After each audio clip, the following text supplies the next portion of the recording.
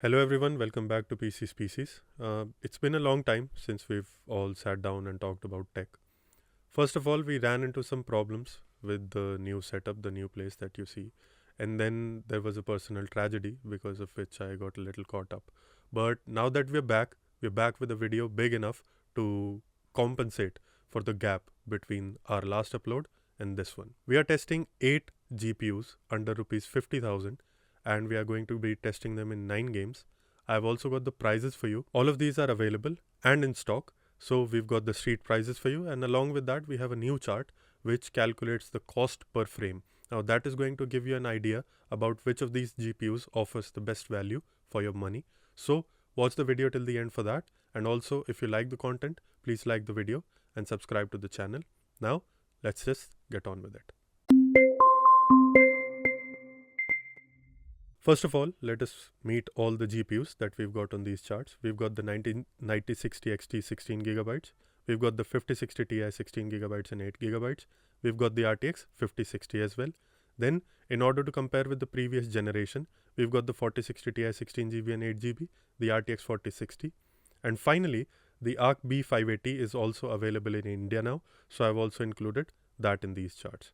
Also, for these tests, I am going to be using the RX 9060 XT as the 100% scale, and all the other cards will be compared to that, and that is how these graphs are going to work. So let us start with our first game, which is Counter-Strike 2 at 1440p medium quality. Here, the RTX 5060 Ti 16GB is 20% faster than the 9060 XT 16GB, and the 8GB variant of the 5060 Ti is 19% faster. The RTX 5060 is 12% faster. The 4060 Ti 16GB and 8GB are 3% slower.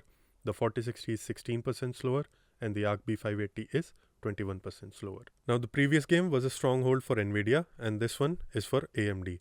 So Call of Duty Black Ops 6 1440p extreme quality.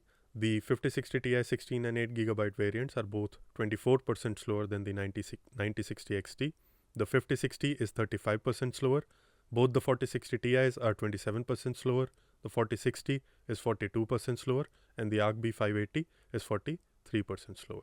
Next up, we have Cyberpunk Phantom Liberty 1440p high quality. Here the 5060 Ti 16 and 8GB are 3% faster than the 9060 XT. The 5060 is 18% slower. Both the 4060 Ti's are 20% slower. The 4060 is 39% slower, and the Arc B580 is 21% slower. In Spider-Man Remastered at 1440p very high quality, the 5060 Ti, both of them are 2% slower than the 9060 XT. The 5060 is 15% slower. The 4060 Ti, both of them are 16% slower. The 4060 is 32% slower, and the Arc B580 is just 15% slower. The last game that we have for rasterization is Hogwarts Legacy at 1440p high quality. Here, the 5060 Ti 16GB is 5% slower. The 8GB variant is 8% slower. The 5060 is 28% slower. The 4060 Ti 16GB is 20% slower. The 8GB variant is 24% slower. The 4060 36%, and the Arc B580 29% slower. So with these charts, we've seen that the 9060 XT 16GB variants more than keeps up with the 5060 Ti. It is slower in some games and faster in some games, but overall the performance is very comparable. If we move a tier down, the 5060 is also doing all right, but it has the B580 for company, which is also doing very well in rasterization, and it is not too far behind the 5060. For ray tracing, we are testing at 1080p because 1440p RT would have been too much for this tier of GPUs. So we are testing ray tracing at 1080p, and also I'm going to let you know beforehand that when the performance drops below 60 FPS, I'm only going to be using FPS numbers, average FPS numbers, and when it is above 60 FPS, I'll come back to percentages. So we'll start with Alan Wake 2, 1080p, high quality, high ray tracing, quality, upscaling. Here the 9060 XT 16GB is only good for 31 FPS, whereas the 5060 Ti 16GB gives us 46 FPS. The 8GB variant goes with 41 FPS. The 5060 has 35. The 4060 Ti 16GB is at 43 FPS, 8GB variant at 42, the 4060 at 30, and the Arc B580 at 25. We move on to Cyberpunk Phantom Liberty 1080p, ultra ray tracing, quality upscaling. Here, the performance is above 60 FPS, so we are back to percentages.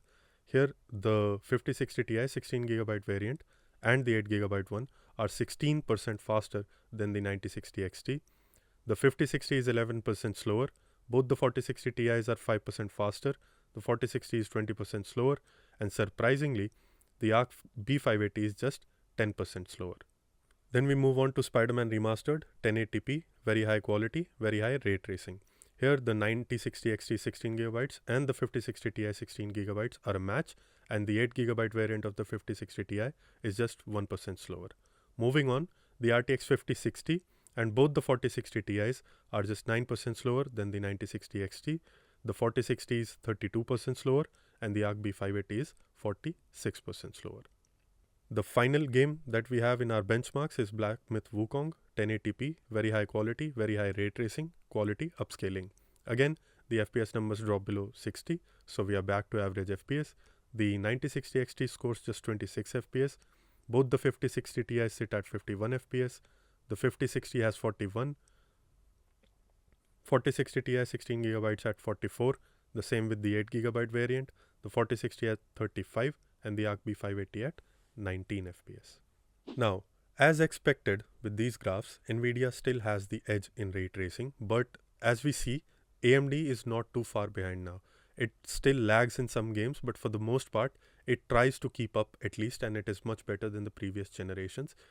This is for the 9060 XT, and if we move down a tier and talk about the 5060, it is doing alright in ray tracing, but its competitor, the ARC B580, it really struggles in ray tracing and is left far behind in these charts. Now that we've checked out the performance of these GPUs, we are going to talk about the prices. Now, all of these cards are available to buy right now, at least by the time we were shooting this video. And I've sourced the lowest prices that I could find online, and that is what we are going to be using in these charts that you're going to see now. So we start with the 9060 XT 16GB, and it is priced at 36,689 rupees, so nearly 37,000 rupees. And if you compare it to the 5060 Ti 16 gigs, it sits at 47,800. Now, the gap is almost 10,000. And if you talk about the 5060 Ti 8GB, it sits at 41,200. But anything over 30,000, you should not buy a graphics card with 8GB of VRAM. Over 30,000, no 8GB cards. That is how the norm is nowadays. So if you compare the 9060 XT 16GB and the 5060 Ti 16GB, the 9060 XT offers really good value. It more than keeps up in rasterization and not too far behind in ray tracing either. So if you're looking to buy a graphics card around this price point, I think the 9060 XT makes a really good point. If we move down a tier now, we have the 5060 8GB variant sitting at 29,999 rupees. So 30,000 rupees. Now, as you see, the prices of the 5060 Ti are not really good. So compared to that, the 5060 Ti has been priced reasonably. Not too good, but it is still alright. Now we have to check out its challenger, the ASRock Intel ARC B580 Challenger, conveniently named graphics card, 12GB for 27,750 rupees. So the ARC B580 undercuts the 5060 by around 2.5 thousand rupees.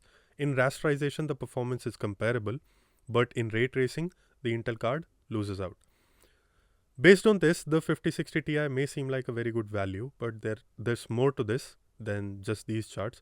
So we'll just move on to the cost per frame analysis. Now I'm going to let you know how I got to the cost per frame chart. And I've also separated rasterization and ray tracing, and that is because not a lot of people care about ray tracing still. But if you do, you can take a look at that chart. And if you only care about rasterization, then this one is for you. So what I did was, for the 5 games that we had in rasterization, I added the average FPS and divided it by 5, which gave me the average FPS that you see on the screen now. I did the same thing with the 4 ray tracing games that we have, and we have the average for that.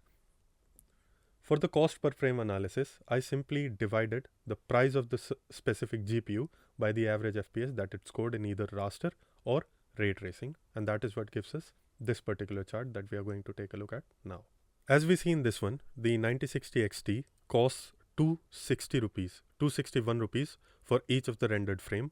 So when you compare that to the RTX 5060 Ti 16GB, which sits at 320, it tells you again that the 9060 XT 16GB is very good value, and it renders the 5060 Ti and 5060 Ti 8GB and 16GB almost useless. Even if you take a look at the 8GB variant, it is sitting at 278 rupees per frame, which is still higher than what the 9060 offers. Now this is just rasterization. So again, the 9060 XT wins here. Now if we move down a tier and talk about the RTX 5060, at 228 rupees per frame, it offers better value than the Arc B580, which is sitting at 256.9. But then again, there's more to this chart, and we'll discuss that in a bit. We'll move on to ray tracing first. Here too, the 9060 XT 16GB offers better value than the 5060 Ti, which is sitting at 641 as compared to 601.5 for the 9060 XT. In this particular chart, the 5060 Ti 8GB offers better value than the 9060 XT 16GB, but then again, at the price point at which the 5060 Ti 8GB sits at, we are not buying a 8GB GPU, at least not nowadays. Again, if we move down a tier, the RTX 5060 at 489.4 undercuts the Arc B580 sitting at 656 massively. But then again, there's more to this. So based on this, around 30,000 rupees, the 5060 is looking really good. But we are going to talk about a few more things now. So based on all the charts that we've taken a look at, especially the cost per frame chart, we can see that the 9060 XT 16GB is the graphics card to buy for gaming under 50,000 rupees. It undercuts the 5060 Ti 16GB massively and performs comparably in rasterization, and is just slightly behind in ray tracing. So there's no point in going for the 5060 Ti, either the 16GB variant or the 8GB one. The more complicated task is figuring out which graphics card to buy around 30,000 rupees. Based on the charts, the 5060 looks really good. But then again, when you compare the Arc B580, the Intel card has an advantage that it has 12GB of VRAM, and the 5060 is stuck with only 8GB. Nowadays, a lot of games even at 1080p are causing some problems on 8GB GPUs, and if you run out of VRAM, there's going to be stuttering, a lot of it, which is not going to be the case with the B580. Also, the extra VRAM makes the B580 a little more future-proof. But then again, this is just one aspect, the performance that we saw, and then the VRAM difference and all of that, the price difference. So I'm going to be doing separate reviews for all of these graphics cards as well. So you are going to have to check out those videos in order to figure out which card would be the best for you at around 30,000 rupees. So we are going to be doing those videos in a little while, and they'll be uploaded to our channel. Now, for this one, if you liked the content, please like the video, subscribe to the channel, and we'll see you in the next one.